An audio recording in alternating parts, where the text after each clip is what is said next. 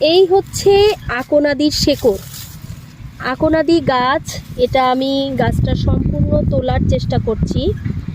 এই গাছের শেকড়টা এবং পাতা সমপরিমাণ নিয়ে কেউ যদি ছেঁচে বা বেটে এর রস করে খেতে পারেন, তাহলে যেসব পুরুষরা গোপন সমস্যায় ভুগছেন, শারীরিক শক্তি একদম কম বা বিভিন্ন ধরনের ধাতু বা শুক্র ক্ষয়ের কারণে যাদের পুরুষত্ব একদম কমে গিয়েছে, তারা এর রস টানা 21 দিন খাবেন। এই গাছের নাম হচ্ছে আকনাদি বা হচ্ছে এটাকে দই পাতাও বলে, মাকান্দিও বলে, নিমকাও বলে। এই দেখুন এর শেকড়, আর এই হচ্ছে এর পাতাটা চিনলেই আপনারা গাছটা চিনতে পারবেন। দেখেন পাতাটা কেমন, দেখেন পাতাটার বিশেষত্ব আছে, কোনো ভাঁজ নেই, একদম পাতাটা কীরকম।